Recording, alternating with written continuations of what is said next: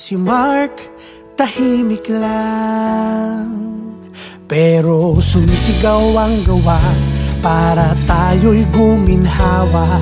Si Mark, masipag yan. Natatapos ang proyekto kahit naka-lockdown tayo.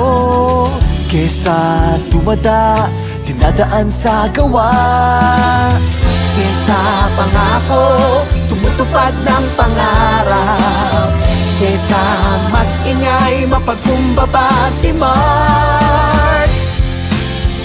Mark Villar po, salamat sa lahat ng nakasama kong nagtrabaho patungo sa magandang kinabukasan.